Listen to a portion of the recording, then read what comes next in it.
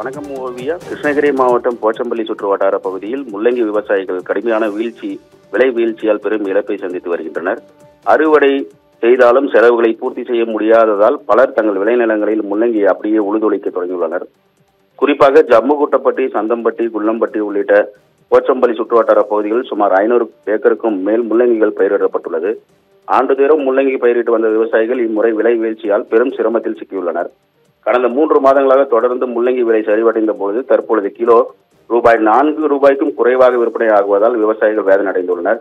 அறுவடை செய்தால் கூட கூலிக்கு கூட கட்ட முடியாத நிலை ஏற்பட்டுள்ளதால் பலர் தங்கள் வயல்களில் முள்ளங்கிகளை அறுவடை செய்யாமல் விட்டுவிட்டு டிராக்டரை வைத்து உழுது வருகின்றனர். விவசாயிகள் கூறும்பொழுது பணம் செலவழிச்சு விதை போட்டும், உரம் போட்டும், பாசனம் பண்ணும், ஆனால் கிலோ 4 ரூபாய்க்கு கூட கிடைக்கவில்லை, கூலி கூட கிடைக்காத நிலை. அதனால் தான் நாங்கள் நிலத்திலேயே உழுதுகிறோம் என விவசாயிகள் வேதனை தெரிவிக்கின்றனர். முள்ளங்கி விலை உயர வாய்ப்பில்லை என்று கூறும் விவசாயிகள் தமிழக அரசு காய்கறிகளுக்கு குறைந்தபட்ச ஆதார விலை நிர்ணயம் செய்ய வேண்டும் என கோரிக்கை விடுத்துள்ளனர். முள்ளங்கி விவசாயிகள் எதிர்கொண்டு வரும் சிரமம் தமிழகத்தில் காய்கறி விவசாயிகள் அனைவருக்கும் பொதுவான பிரச்சனையாக மாறி வருகிறது. விவசாயிகளின் கோரிக்கை நிறைவேறுமா என்பது அனைவரது கவனத்தையும் தற்போது ஈர்த்துள்ளது. ஓவியா.